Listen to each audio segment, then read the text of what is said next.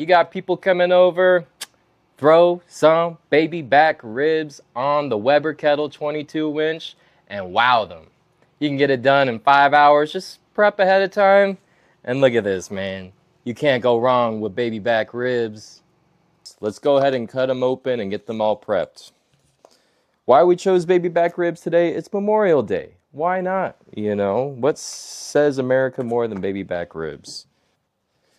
So when I see people take membranes off of spare ribs, you typically want to get the first bone over here, first or second bone, and that's how you're going to rip them off. But actually, baby backs, you start in the center.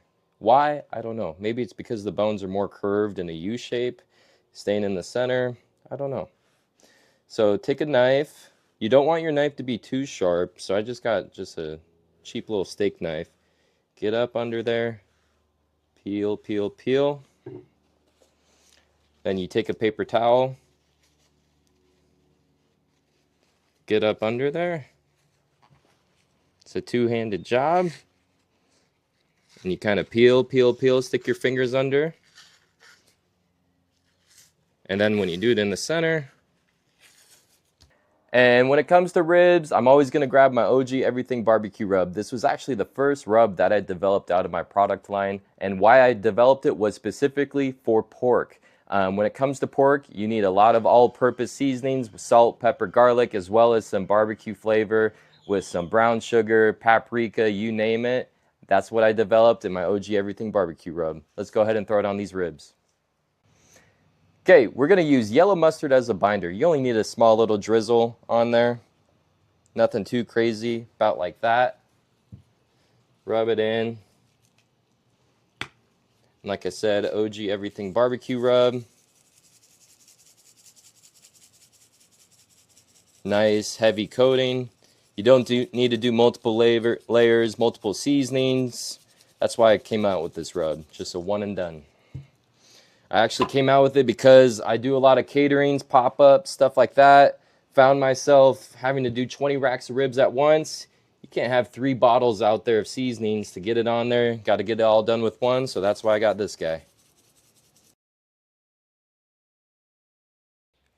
For our Memorial Day baby back ribs, we're going to be cooking on a classic, a Weber 22-inch Kettle grill. I bet you most of the people watching this right now actually might have this in the backyard. If you didn't know, you can smoke on it, and that's what we're going to be doing today. And what I like to do is I have this, which is kind of like a charcoal holder. It's actually really clutch when you're doing barbecue in the backyard and doing smoking. So what I'm going to do here is I have a good amount of charcoal, and I'm going to get it started. So you're going to take your charcoal basket, set it all the way to the side, and it's time to start it up. So I actually didn't have any wood chunks lying around, so I grabbed a split off my 500-gallon offset smoker, and we're going to cut it up.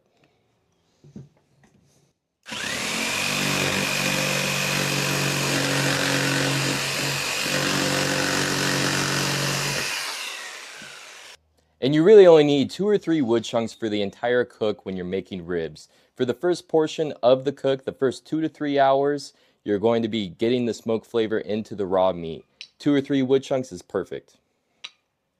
So we're ready to throw in our wood chunks. Get your coals nice and white and hot.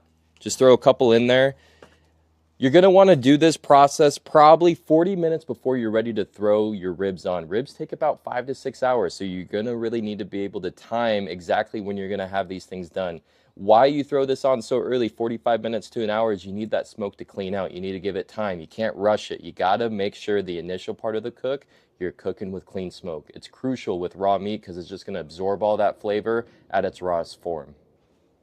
All right, so it's been about 45 minutes and our grill's sitting right where we want it. We got clean smoke as well as the temperature is sitting at 225 degrees. That is perfect for ribs. Go ahead and take that lid off. So our fire is on this side. You're going to want to throw your ribs on the opposite side. Bunch them up, push them together a little bit. This helps when slicing your ribs, that everything's all uniform and perfect. And make sure that your vent is going to be on the opposite side of your fire, so it's actually pulling the smoke to the other end of the grill. Indirect cooking, smoking. So the ribs have been on for a total of 45 minutes. That means it's time to spritz. I actually don't have a spritz bottle on me as we speak. You can go get those from the store for about $2 or $3. Walmart, Home Depot, they all have the all-purpose spray bottle. You're gonna want that, but if you don't have one on you, I'm gonna actually use just a water bottle. So I got my apple juice in the water bottle and then poke some very small holes in here. And you kind of want to go into it sideways because we're gonna do like a spray effect, right?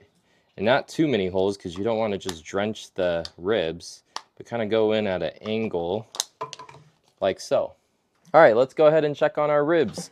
Like I said, it's been 45 minutes. Our fire's still on the same side over here on the opposite side of the ribs.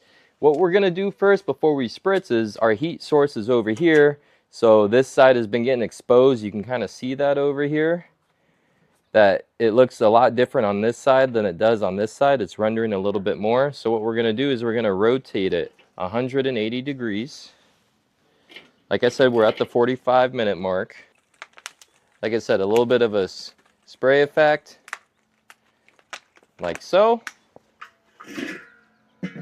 Close it up. And we're gonna do this in another 30 minutes. So every 30 minutes until you've hit the 3-hour mark. Okay, let's take a look at the ribs. It's been 3 hours. The first thing you want to check when it's time to take the ribs off and it's done with the smoking process is to ensure that the seasoning has actually adhered to the meat. So what you do here is you come here and you kind of take your finger and touch it. No seasoning is coming off. It is completely intact with the meat. So what we're going to do is we're going to take these puppies off. Set those ribs to the side. And now it's time to set up your foil. 2 pieces of foil every time because I've seen foil puncture many, many times and you want to make sure you're not going to lose all those juices. Get you some butter, a couple squares in there. Let's add one more for good measure. Set that to the side. Okay, and then you're going to take some honey. Do a nice little drizzle. And then a little bit of some brown sugar. Get your ribs, meat side down. Repeat it on the back. I'm just going to do 1 square right there in the middle.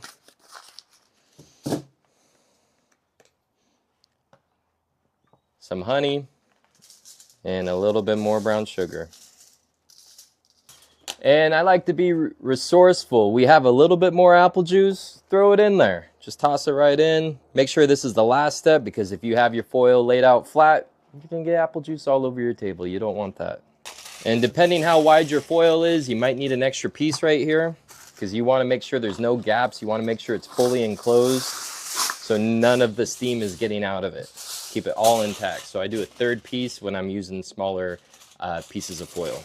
Now we got to add a little bit more fuel. We're running low, so let's add some more charcoal on the grill before we get the ribs back on.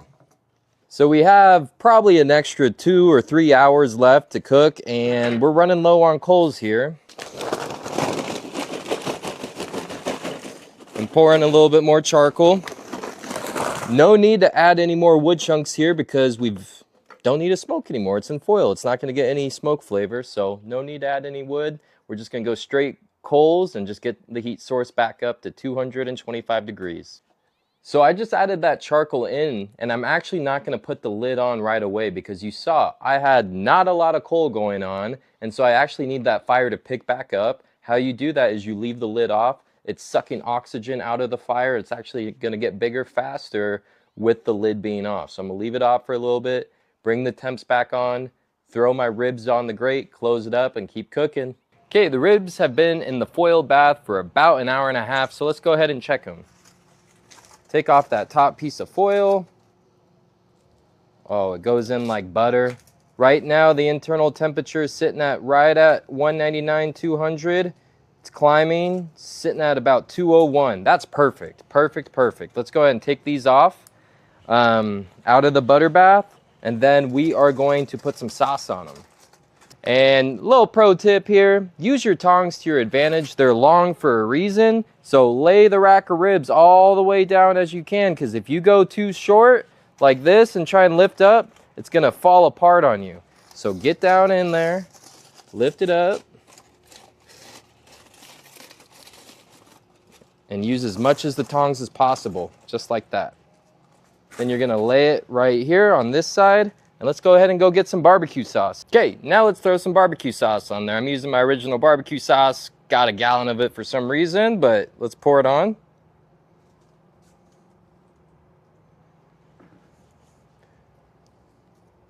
Sauce them up, about 30 minutes to an hour. You technically don't even have to do this part of the cook, but let's tack on some sauce.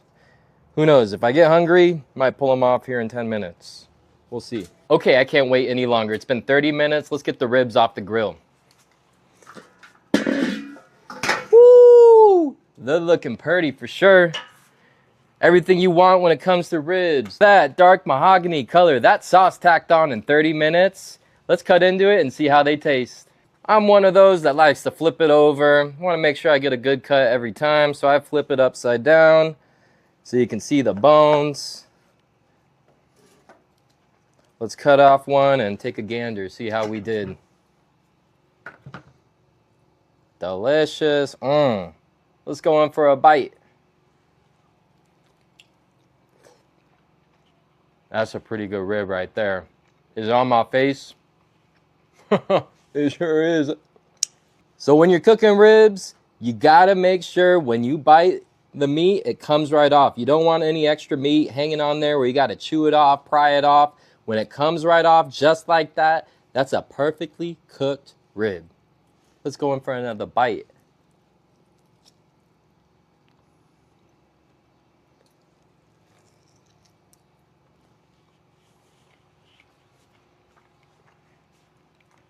Banger.